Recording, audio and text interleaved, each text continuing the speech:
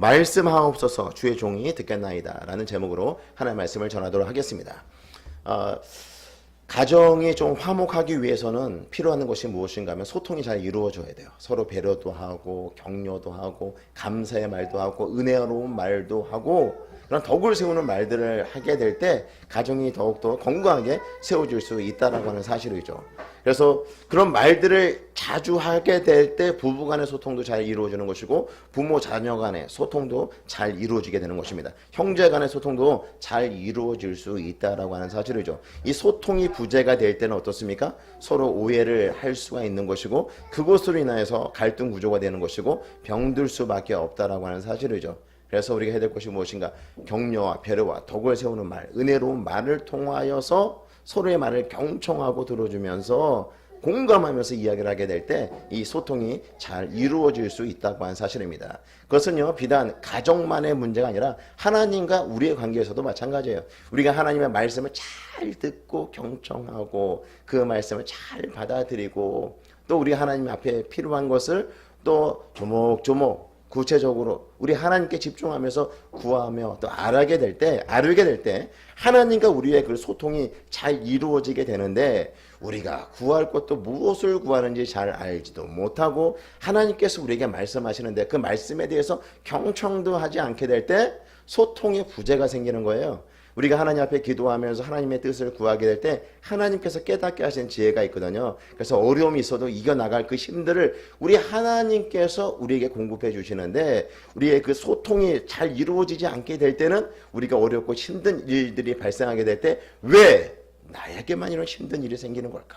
왜 나에게만 우리 하나님은 어려운 문제들 가운데 내버려 두는 것일까? 우리 하나님에 대해서 오해를 하게 된다라고 하는 사실이죠. 따라서 소통이 원활하게 이루어져야 돼요. 하나님의 말씀도 잘 들어야 되고요. 또 우리의 필요한 것을 하나님 앞에 자세하게 또 잘 구해야지만이 하나님과 소통이 원활하게 이루어지면서 우리가 건강한 신앙인으로 자라나갈 수 있다라고 하는 사실이죠. 이렇게 하나님의 말씀을 잘 받아들이고 또 우리의 필요한 것들을 구체적으로 집중하여서 하나님 앞에 잘 아를 수 있는 저와 성도 여러분 모두가 되시기를 주의 이름으로 축복합니다.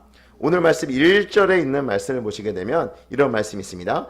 이 사무엘이 엘리 앞에서 여호와를 섬길 때에는 여호와의 말씀이 희귀하여 이상이 흔히 보이지 않았더라. 여호와의 말씀이 희귀하였다라는 것이에요. 이 시대가 어떤 시대였냐면 사사시대였어요.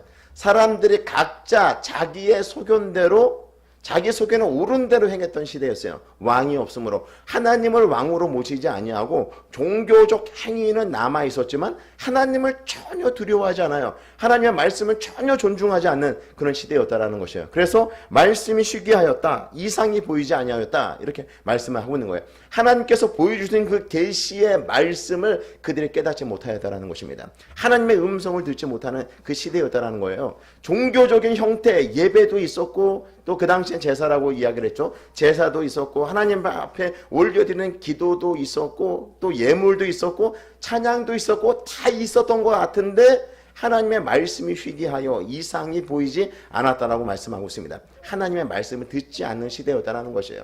하나님의 말씀에 귀를 기울이지 않는 그런 시대였다라는 것입니다. 그 시대에 하나님께서 이 사무엘이라고 하는 사람을 세워서 다시 그 백성들에게 하나님의 말씀을 들려주신 것이죠. 그러니까 말씀이 전혀 들리지 않는 오히려 말씀을 듣고 말씀을 깨닫는 것을 희귀하게 여길 정도의 그런 시대였다라고 하는 것을 우리에게 알려주고 있는 것입니다. 오늘 이 시대는 어떻습니까? 우리가 살고 있는 시대는요 말씀이 풍성한 시대예요. 성령께서 우리 안에 스승이 되셔서 우리 안에 내주해 계심으로 하나님의 말씀을 가까이 할 때 하나님의 말씀을 들으려고 할 때 그 말씀이 깨달아지게 하시고 그 말씀을 알게 하시는 분, 그 말씀이 무엇을 의미하는지 알게 하시는 그 성령이 우리 안에 계심으로 말씀이 아주 풍요로운 시대, 말씀이 풍부한 시대를 우리가 살아가고 있다고 하는 것입니다. 말씀을 통해서 이 시대를 분별할 수 있으며 말씀을 통하여서 어떤 삶을 살아가야 될지 우리 성령께서 우리에게 알려주시는 그런 시대, 말씀이 풍요로운 시대를 우리가 살아가고 있다고 하는 사실이죠. 그럼에도 불구하고 오늘 말씀이 희귀하고 이상이 보이지 않는 그런 시대를 살아가는 것처럼 하나님의 말씀이 우리 귀에 들리지 아니하고 또 이 시대를 분별할 수 있는 통찰력을 가지지 못하고 우리가 삶을 살아가고 있다고 한다면 그것은 이상한 거죠. 성령이 우리 안에 계셔서 말씀을 깨닫게 하시고 이 시대를 분별할 수 있는 그런 눈을 갖게 하시는데, 시대를 분별하지 못하고 하나님의 말씀을 깨닫지 못하고 하나님의 말씀을 통해서 은혜를 받지 못하는 그런 삶을 살아가고 있다고 한다면 우리가 하나님 말씀에 집중하고 있는가, 하나님 말씀에 귀를 기울이고 있는가, 그 말씀을 붙잡고 삶을 살아가려고 치열하게 몸부림치고 있는가, 하나님과 그런 바른 관계가 지금 형성되어 있는가를 우리가 점검해 봐야 된다는 거예요.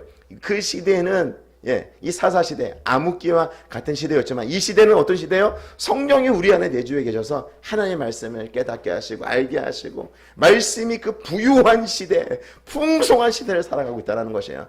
그럼에도 불구하고 은혜를 받지 못하는 그런 삶을 살아가고 있다고 한다면 내가 하나님의 말씀을 가까이 하고 있는가를 점검해 봐야 돼요. 우리 머릿속에 어떤 생각을 가지고 있는가를 우리가 생각해 봐야 돼요.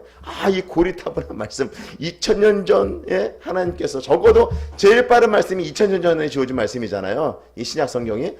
그리고 3000년이 넘은 이 고문서와 같은 이 말씀, 오늘날에도 이 말씀이 하나님의 말씀이고 이 시대를 살아가기에 적합한 말씀인가, 이 오래된 책이 과연 그런 이 시대를 살아가는 우리에게 통찰을 주시는 그런 책인가, 이런 의심을 하는 경우들도 있겠죠. 고리타분하다, 이제 성경 얘기 그만하고 어떤 이 시대를 볼 수 있는 이 시대 정신에 대해서 이야기 좀 해달라, 이렇게 생각하고 이 시대 정신이 어떤 흐름 가운데 있으며 어떤 삶을 살아가야지 우리가 이 시대 속에서 풍요롭게 넉넉하게 부와 명예를 가지고 삶을 살아갈 수 있는가, 이런 것에 훨씬 더 관심을 가지며 성경을 덮고 말씀을 덮고 사는 그런 사람들도 의외로 많이 있다는 건 사실이죠. 하나님의 말씀, 성령이 우리 안에 내주에 계신 것은요, 하나님의 말씀을 깨닫게 하시고 이 시대를 분별하고 통찰할 수 있도록 하기 위해서 우리에게 성령을 보내주신 것이에요. 우리 안에 계신 그 성령의 도우심을 통하여서 늘 말씀을 가까이 하고 말씀을 사모하고 이 말씀의 부요함을 여러분 삶 속에서 경험하고 삶을 살아가시는 저와 성도 여러분 모두가 되시기를 주의 이름으로 축복합니다. 엘리 같은 경우는요, 어떤 사람이었습니까? 2절에 볼까요? 엘리의 눈이 점점 어두워가서 잘 보지 못하는 그때에 그가 자기 처소에 누웠고, 엘리가 눈이 점점 어두워져 갔다라고 하는 건, 나이가 들면 시력이 저하되는 것은 당연한 거예요. 저도 이제 시력이 점점 떨어져서 책을 이제 멀리 놓고 보거나 아니면 안경을 벗고서는 가까이 있는 그 글씨들은 잘 안 보이는 나이가 됐어요. 근데 우리 권사님은 시력이 굉장히 좋으신 것 같아요. 좋으시죠, 권사님? 연세가 드셨는데도 시력이 좋아요. 제 아내도 점점 시력이 떨어지는 걸 볼 수가 있는데, 특별히 나이가 들면 그런 시력이 저하가 되는 것은 아주 어떻게 보면 당연한 것인데, 그런데 2절에 보게 되면 엘리의 눈이 점점 어두워져 가고 있다라고 하는 것을 암시하고 있는 이유가 뭐예요? 4장에 보게 되면 이 엘리 제사장이 죽게 되거든요. 법궤가 빼앗긴 사실을 알게 되고 넘어져서 목이 부러져 죽게 되는데, 그 엘리 제사장이 죽을 때 나이가 98세였어요. 그러니까 굉장히 오래 사신 분이잖아요. 굉장히 오래 산 이 엘리, 그러니까 나이가 연세가 들었기 때문에, 연세가 들었음에도 불구하고 시력이 쇠하지 않는 분들도 있겠지만 어떻게 보면 자연스러운 거죠. 이 엘리 제사장이 눈이 어두워지는 것은 자연스러운 현상이라고 볼 수가 있는 것인데, 특별히 여기서 엘리의 눈이 어두워졌다라고 언급하는 이유가 뭐예요? 눈이 어두워졌을 뿐만 아니라 그의 영적인 그런 감각도 무감각해지고 영적으로도 감각 없는 자가 되었다, 영적으로도 어두워진 자가 되었다라고 하는 것을 암시하고 있는 거죠.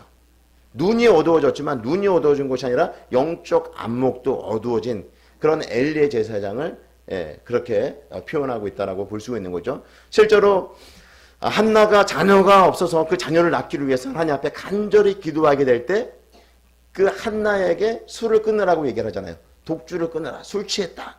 네가 지금 술 취했구나. 독주를 끊어라.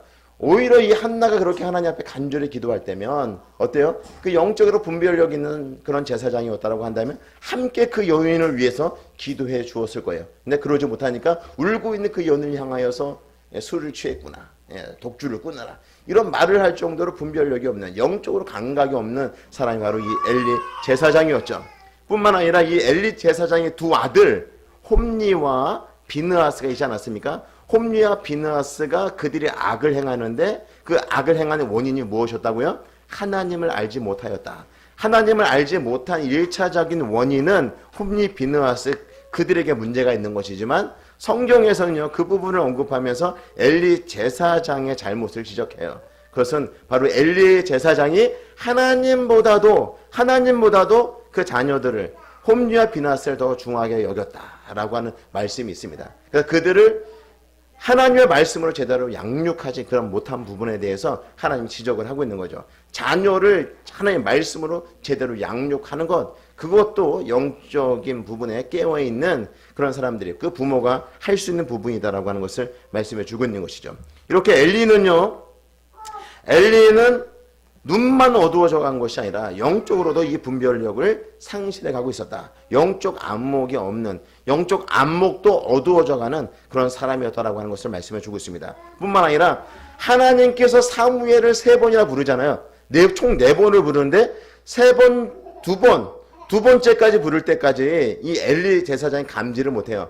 자신이 부르지 않았으면 난 너를 부른 적이 없다. 뭐 첫 번째 그러다 하더라도 두 번째 불렀는데 내가 너 부른 적이 없다. 이렇게 돌려보내잖아요. 가서 누우라. 이렇게 얘기하다가 3번째 불렀을 때야, 그때야 이 엘리 제사장이 깨닫게 된 거죠. 아, 하나님이 너를 부른 것이다. 하나님께서 너를 불렀으니 그때 대답하고 말씀하옵소서 주의 종이 듣겠나이다. 그렇게 대답하라고 이야기를 하죠. 그러니까 엘리 제사장은요, 하나님의 음성을 제대로 들어보지 못한 사람이죠. 뿐만 아니라 이 엘리 제사장 가문에 대해서 하나님께서 심판하시겠다라고 말씀하시는데 그 말씀을 누굴 통해서 말씀하십니까? 사무엘을 통하여서 이 엘리 가문이 몰락하게 될 것을 말씀하신다는 것이에요. 제사장이잖아요. 그럼 제사장이면 누구에게 말씀하셔야 돼요? 하나님께서 제사장에게 직접 얘기하셔야 되는데 이 제사장에게 말씀하지 아니하고 어린 사무엘에게 말씀하셨다라고 하는 것은 지금 누구와 그 소통이 단절되어 있는 거예요? 엘리 제사장과 하나님과의 그 영적 소통이 지금 단절되어 있는 상태다라고 말씀을 드릴 수 있는 것이죠. 이렇게 엘리 제사장은요, 시력만 어두워진 것이 아니라 육체의 눈, 육체의 그런 시력만 어두워진 것이 아니라 실제로 그가 영적인 부분에서도 영적 안목도 어두워졌다라고 하는 것을 말씀해 주고 있습니다. 성도 여러분, 우리의 신앙은 그러지 않았으면 좋겠어요. 정말 하나님의 그 풍성한 은혜를 우리가 경험하였다라고 한다면 그 경험한 것이 그 지난날 과거의 어떤 경험으로 끝나는 것이 아니라 그것을 바탕으로 해서 현재의 신앙, 지금의 신앙은 더 좋아지기를 주의 이름으로 축복합니다. 지난주 금요 기도회 때 예배를 마치고 난 다음에 권사님이 저에게 40일 동안 그 학교 앞에 인삼밭에 가가지고 다 이제 뽑힌 인삼밭에 가서 40일 동안 그 기도하신 이야기를 해주셨어요. 그리고 이제 집에 가기 전에 저한테 우리 하나님은 정말 방대하신 분이라고, 우리 하나님은 정말 그 크신 분이라고, 그 하나님 비해 난 너무나 작다고, 그 하나님을 섬기는 것이 너무나 기쁘고 너무나 감사하다라고 그런 고백을 저에게 해주셨는데 저는 그런 신앙이 너무 좋은 거예요. 시간이 지나면 지날수록 더 깊어지는 신앙, 시간이 지나면 지날수록 우리 하나님은 더 크신 분, 그리고 나는 보잘것없는 그런 작은 존재라고 하는 것을, 이와 같은 것을 발견하는 그런 신앙이야말로 점점 자라는 신앙이 아니겠습니까? 우리의 신앙이요, 과거에 은혜 받은 곳에 머물러 있으면 그 신앙이 자라지 아니하고 거기에 머물러 있으면 그 신앙이 어떻게 되냐면 거기서 딱딱하게 굳어져요. 화석처럼 돼버려요. 죽은 신앙이 되어버리는 거죠. 죽은 신앙을 가지고 교회에서 신앙생활을 오래 하다 보면 10년, 20년, 30년 하다 보면 그 죽은 신앙을 가지고도 교회에서 중직을 할 수 있어요. 장로가 될 수가 있고 권사가 될 수가 있고 또 집사가 될 수가 있는 것이에요. 그럴 때는 그런 굳어있는 신앙을 가지고 교회에서 중직을 맡게 될 때 오히려 교회가 성장하는데 방해가 될 수 있다는 하는 사실이죠. 이와 같은 사실을 기억하시고 정말 우리의 신앙이 날마다 자라나가는 신앙이 될 수 있기를 주의 이름으로 축복합니다. 어제 신앙보다 오늘 신앙이 당연히 좋아져야 되죠.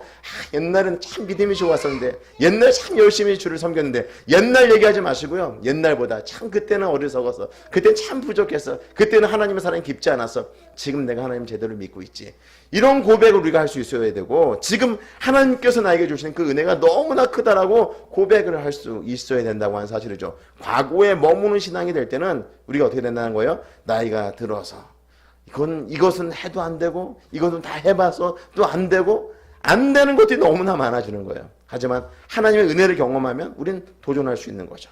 또 하나님의 은혜 가운데 우리가 거하게 될 때 다른 사람들이 그렇게 은혜 가운데로 초대하며 인도하는 그런 삶을 살아갈 수 있게 된다고 하는 사실이죠. 우리의 신앙이 날마다 자라나가는, 그리스도의 장성한 분량에 이르도록 날마다 자라나가는 신앙이 될 수 있기를 주의 이름으로 축복합니다. 그래서 어떤 특별한 계기가 있을 때 하나님께서 수련회라든지 어떤 집회를 통해서 은혜를 듬뿍 주시는 이유가 무엇이에요? 그것을 계기로 해서, 그것을 발판으로 해서 더 열심히 주를 섬기라는 것이에요. 그렇게 은혜 받고 난 다음에 저절로 내 신앙이 좋아지기를 기대하는 것이 아니라 그걸 딛고 일어서서 우리 하나님을 경험했다라고 한다면 그 위에서 말씀과 기도로 우리의 신앙이 더욱더 자라야 된다라고 우리 하나님께서 은혜를 주시는 것이에요. 그 은혜 한번 수련회 가서 어떤 집회에 참석해서 은혜 많이 받고 그것으로 끝나는 것이 아니라 그것을 계기로 해서 더 열심히 주를 섬기면서 더 하나님을 알아가며 우리의 신앙이 자라나가야 된다라고 하는 것을 말씀해 주고 있는 것이죠.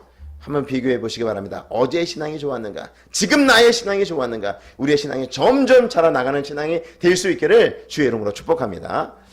오늘 말씀을 보시게 되면 이 사무엘에게 하나님의 말씀이 임하게 될 때 이 사무엘이 어떻게 반응하는가? 사무엘이 첫 번째 하나님께서 이 사무엘을 불렀을 때 사무엘이 누구에게로 갑니까? 엘리에게로 가잖아요. 4절 말씀 볼까요? 여호와께서 사무엘을 부르시느니라. 사무엘을 지금 누가 불러요? 여호와가 부르죠. 하나님께서 사무엘을 부르시는지라. 그가 대답하여 내가 여기 있나 하고 내가 여기 있나이다 하고 누구에게로 달려가요? 5절에 보면 엘리에게로 달려가서 이르되 당신이 나를 부르셨기로 내가 여기 있나이다. 하나님께서 부르셨던 엘리 제사장이 부르셨던 이 사무엘이 어떻게 반응하고 있습니까? 5절 시작을 어떻게 해요? 엘리에게로 달려가서 부를 때 어떻게 반응해요? 엘리가 부르든 하나님께서 부르시든 어떻게 반응하고 있어요? 달려가고 있잖아요. 달려가고 있다라고 하는 것은 즉각적인 반응을 말하고 있어요. 우리 주님께서 말씀하실 때 즉각적으로 반응할 수 있는 저와 성도 여러분 모두가 되시기를 주의 이름으로 축복합니다. 그리고 이 세 번째 불렀을 때에 이 엘리가 깨닫게 되잖아요. 8절 말씀 보겠습니다. 여호와께서 세 번째 사무엘을 부르시는지라. 그가 일어나 엘리에게로 가서 이르되 당신이 나를 부르셨기로 내가 여기 있나이다 하니 엘리가 여호와께서 이 아이를 부르신 줄을 깨닫고 세 번째 불렀을 때 드디어 이 엘리가 이 지금 하나님께서 지금 사무엘을 부르고 계시는구나. 그제서야 깨닫게 된 거야. 그제서야 깨닫게 되고 이 엘리가 사무엘에게 뭐라고 얘기를 하고 있습니까? 9절에 보게 되면 엘리가 사무엘에게 이르되 가서 누웠다가 그가 너를 부르시거든 내가 말하기를 여호와여 말씀하옵소서 주의 종이 듣겠나이다 하라. 예, 이제 하나님께서 너를 부르시는 거니까 하나님께서 너를 부르실 때 이렇게 대답하라는 거예요. 여호와여 말씀하옵소서 주의 종이 듣겠나이다 하라. 이렇게 말하는 것이죠. 그리고 실제로 여호와께서 사무엘을 부르실 때 10절 말씀입니다. 여호와께서 임하여 서서 전과 같이 사무엘아 사무엘아 부르시느니라. 사무엘이 이르되 같이 한번 읽어볼까요? 뭐라고 대답하고 있습니까? 말씀하옵소서 주의 종이 듣겠나이다. 말씀하옵소서 주의 종이 듣겠나이다. 이렇게 하나님의 음성에 반응하고 있는 사무엘의 모습을 보여주고 있는 거죠. 예, 성도 여러분, 지금 우리가 하나님의 말씀을 듣고 있지 않습니까? 하나님의 말씀을 들을 때 우리는 어떤 자세로 말씀을 듣습니까? 어떤 자세로 말씀 듣습니까? 이런 자세가 우리에게 필요해요. 하나님 말씀하옵소서 주의 종이 듣겠나이다. 말씀하옵소서 내가 주의 말씀을 듣겠습니다. 이런 마음을 가지고 우리가 하나님의 말씀을 들어야 된다는 거예요. 우리 오늘 예배 와서 무릎 꿇고 하나님 앞에 의자에 앉아서 기도를 할 때 하나님 오늘도 우리가 예배 드릴 때 말씀하옵소서 주의 종이 듣겠나이다. 내가 듣겠나이다. 이건 뭘 얘기하고 있는 거예요? 내가 주의 말씀 듣겠습니다라고 하는 것은 내가 주의 말씀을 들어보고 받을만 하면 받고 이 말씀은 내가 받기 힘듭니다 하면 내가 걸러내겠다라고 말하고 있는 것이 아니라 뭘 얘기하고 있어요? 내가 주의 말씀을 듣겠습니다라고 하는 것은 뭘 전제하고 있는 거예요? 하나님의 말씀대로 내가 순종하겠습니다를 전제하고 있는 거예요. 뭐라고 지금 아직까지 말씀하지 않았잖아요. 사무엘아 이름만 불렀어요. 그래서 사무엘이 뭐라고 반응해요? 말씀하옵소서 주의 종이 듣겠나이다. 주님께서 뭐라고 말씀하시든 내가 그 말씀을 듣겠습니다. 듣는다라고 하는 건 뭘 전제한다고요? 순종을 전제하는 거야. 내가 주님께서 하신 말씀, 아직 주님께서 나에게 말씀하지 않았지만 그 말씀대로 내가 듣고 그 말씀대로 순종하겠습니다. 그 말씀대로 실천하겠습니다. 그 말씀대로 살겠습니다. 라고 하는 것을 전제로 하고 있는 것입니다. 성도 여러분, 하나의 말씀을 들을 때 걸러내지 마세요. 지금 무슨 말씀하는지 도무지 알지 못한다 라고 할 때는 하나님께 기도하세요. 우리 안에 계신 성령께 도움을 구하세요. 하나님 깨닫게 하는 지혜를 주십시오. 말씀이 들려지게 하십시오. 이렇게 하나님 앞에 기도하시기 바랍니다. 그리고 하나님의 말씀을 내가 듣는데 그 말씀이 내 삶과 내 가치관과 그리고 내 죄와 충돌하게 될 때 어떻게 돼요? 그것은 하나님의 말씀을 걸러내는 것이 아니라 하나님의 말씀을 필터링하는 것이 아니라 뭘 하는 거예요? 내 삶을 고치는 거죠. 하나님의 힘들지만 지금까지 어렵고 지금까지 힘들지만 이제 그 하나님의 말씀에 순종하겠습니다. 이런 결단을 하면서 하나님의 말씀을 듣는 것이죠. 우리가 하나님의 말씀을 들을 때 태도가 어떠해야 되는지를 말씀해 주고 있는 거예요. 주여 말씀하옵소서. 내가 듣겠나이다. 하나님의 말씀 다 들어보고 나서 이거 좋은 말씀이네요. 축복의 말씀이네요. 이건 내가 받겠습니다. 말씀 들어보니 이건 내가 좀 부담스럽습니다. 이 말씀 내가 걸러내겠습니다. 이런 것이 아니라 하나님 말씀하시기 전에 하나님 말씀하시기 전에 오늘 목사님을 통해서 전하는 그 말씀이 어떤 내용인지 모르겠지만 주여 말씀하옵소서. 내가 듣겠나이다. 내가 걸러내지 아니하고 그 말씀을 듣고 그 말씀에 순종하며 삶을 살아보겠습니다. 이런 결단을 하면서 이 사무엘 같이 하나님의 말씀을 듣는 저와 성도 여러분 모두가 되시기를 주의 이름으로 축복합니다. 이렇게 하나님의 말씀을 걸러내지 아니하고 필터링하지 아니하고 또 즉각적으로 반응하며 주의 말씀을 수종 들고 나왔던 이 사무엘, 하나님께서 이 사무엘을 어떻게 만들어 주십니까? 20절에 있는 말씀 같이 한번 읽어보도록 하겠습니다. 시작. 단에서부터 부엘세바까지의 온 이스라엘이 사무엘은 여호와의 선지자로 세우심을 입은 줄을 알았더라. 단이라고 하는 것은요, 이스라엘 최북단을 말하고 있어요. 부엘세바라고 하는 곳은 이스라엘 최남단을 말하고 있어요. 단에서부터 부엘세바. 그럼 우리는 뭘 생각할 수 있어요? 북쪽에 백두에서 남쪽에 한라까지, 백두에서 한라까지 온 대한민국 사람들이 다 알더라. 이런 표현인 거예요.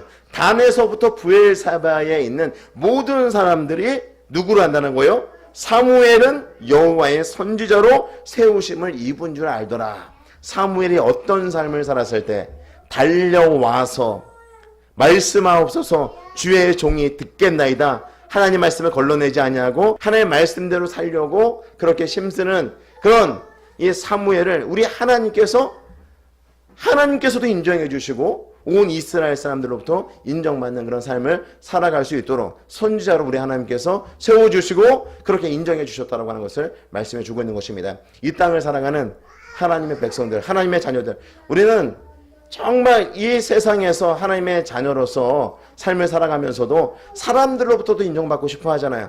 사람들로부터 인정받고 싶고 사람들로부터 존중받고 싶고 이런 마음들이 우리에게 있어요. 그런데 우리가 사람들에게 존중받고 사람들에게 인정받기 위해서 몸부림치다가는 얻을 수 있는 것이 하나도 없어요. 내 육체적으로, 내 어떤 영적으로도, 내 정신적으로도 엄청난 소진이 되죠. 왜냐하면 사람들에게 잘해줘야 되니까. 잘해주려고 하면 어때요? 내가 가지고 있는 게 한계가 있는 거예요. 이 한 사람 한 사람에게 내가 잘 보이기 위해서 막 쏟아붓게 되면 어떻게 되겠어요?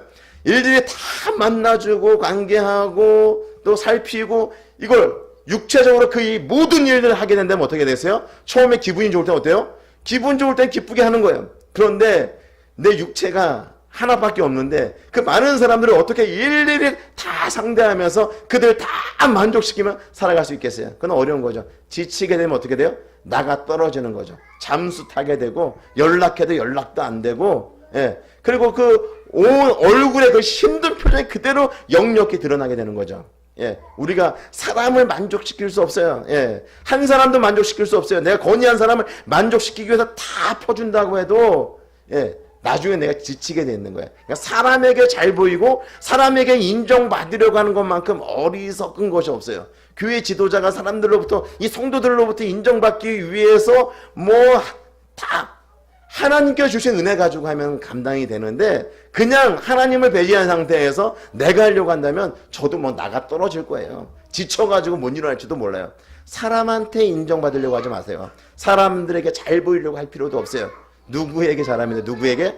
우리 하나님에게 달려가세요. 하나님 말씀하시면 즉각 반응하세요. 달려가서 하나님 아직 말씀하시지 않았지만요, 제가 주님께서 우리 하나님께서 나에게 말씀하시는 거 말씀하옵소서, 내가 듣겠습니다. 그대로 순종하겠습니다. 이런 마음을 가지고 우리 하나님 앞에 나아가시고 우리 하나님의 말씀을 받는 저와 성도 여러분 되시길 주의 이름으로 축복합니다. 이런 삶이 하나님을 존중하는 삶이에요. 하나님을 존중하는 자는 하나님께서 존중하신다는 거예요.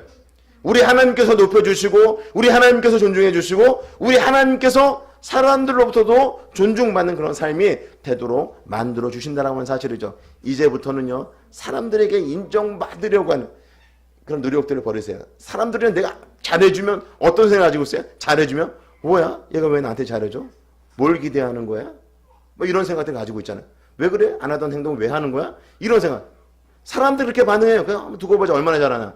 이런 생각도 가질 수 있어요. 그리고 나는 뭐야? 내가 이렇게 잘해주면 잘해줘야 되는 거 아니야 나한테? 이런 생각을 또 가질 수가 있어요. 그런 게 아니에요. 그냥 하나님께 잘하시기 바랍니다. 하나님 말씀을 듣고 하나님을 존중하고 하나님을 존중하고 하나님의 그 말씀에 순종하는 그런 하나님을 존중하는 그런 삶을 살아가게 될 때 하나님께서 나를 존중해 주세요. 하나님이 나를 존중하면 온 우주 만물을 창조하시고 다스리시는 우리 하나님, 그 하나님께서 나를 존중하시면 내 안에 기쁨이 있어요. 내 안에 은혜가 있어요. 그러면 그 은혜를 흘려보내는 거예요. 다른 사람에게. 내가 특별히 잘해주지 않아도 하나님께서 나에게 주시는 그 은혜, 넘치는 은혜를 흘려보내는 거기 때문에 다른 사람들은 내가 굉장히 잘해주는 걸로 생각해요. 나는 그냥 넘치는 은혜, 그냥 좋아서 한 건데, 내가 좋아서 한 건데, 근데 만약에 내 안에 기쁨도 없고 은혜가 없어서 하는 건 내 에너지를 짜내서 너에게 이렇게 한 건데 넌 나한테 왜 이래? 이렇게 될 수가 있지만 하나님 은혜 주시면 은혜를 흘려보내는 거예요. 내 남편에게 흘려보내는 거고 내 자녀들에게 흘려보내는 거고 또 성도들에게 흘려보내는 거예요. 그래서 그것은 지치지가 않아요. 흘려보내면 그 은혜를 받은 사람들은 어때요? 기쁨이 있죠. 즐거움이 있죠. 세임이랑 함께 있으면 즐거워. 세임이랑 함께 있으면 기뻐. 최문화 성도님과 같이 있으면은 왜 이렇게 즐거운지 몰라. 특별히 한 게 없어. 난 뭐 한 것도 없는데 그냥 그 예배 나온 것 뿐인데 예배 나온 게 얼마나 큰 기쁨인지 몰라요. 저는 이렇게 함께 예배 드리는 것이. 예, 우리가 그런 존재가 되어야 되는 거예요. 뭔가를 내가 만들어서 기쁘게 만드는 것이 아니라 뭔가 해서 만든 것이 아니라 하나님과 그런 친밀한 관계 속에서 하나님께서 내 삶을 존중해주고 내 삶을 인정해줘서 하나님 앞에 내가 가치 있는 자가 되어지면은 그 다음부터는 어때요? 우리 안에 은혜가 있고 기쁨이 있는 거죠. 기쁨이 있는 사람과 은혜가 있는 사람 옆에 있으면 어떻게 돼요? 전염이 되죠. 기쁘게 되고 은혜가 넘치게 되는 거죠. 그럼 그 사람들은 어때요? 그런 은혜가 있고 기쁨이 넘치는 사람들은 힘 안 들이고 그 은혜를 나누면서 상대방을 기쁘게 하고 즐겁게 할 수 있는 것이에요. 그래서 우리의 삶이 어디에 초점을 맞춰야 되는가? 은혜가 전혀 없고 기쁨도 없고 감사도 없고 내 삶이 너무너무 힘든데 막 짜내가지고 옆에 있는 사람에게 잘해주고 막 이러면은 다 보상을 받고 싶어요, 내가. 그런데 하나님과 그런 관계 속에서 하나님이 주시는 그 풍성한 은혜를 다 받으면 어때요? 그냥 사람들이 좋아지는, 그냥 좋은 거예요. 건의가 좋고 권사님이 좋고 그냥 성도들이 좋고 애들이 이뻐 보이고 다 좋아 보이는 거예요. 그래서 하는 건 하나도 힘이 안 들어요. 오히려 하면 할수록 더 즐겁고 감사가 넘치는 그런 삶이 될 수 있다고 하는 사실이죠. 사무엘이 그런 삶이었어요. 사무엘이 달려가서 말씀하옵소서, 주의 종이 듣겠나이다. 그래서 하나님께서 은혜 충분히 주시니까 어때요? 단에서부터 부엘세바까지 이 사무엘이 다니면서 나 하나님의 선지자야? 나 하나님의 선지자니까 너희들 날 꼭 알아줘? 내가 하나님으로부터 말씀 받아서 이렇게 하고 다녔을까요? 단에서부터 부엘세바까지 가만히 있어도 사람들이 다 알아요. 왜? 하나님이 존중하는 삶이기 때문에. 하나님을 존중하는 삶을 통해서 우리 하나님께서 존중히 여겨주시고 우리 하나님께서 사람들로부터 존중받는 그런 삶을 살게 하시는 그런 삶을 살아가는 저와 성도 여러분 모두가 되시기를 주의 이름으로 축복합니다.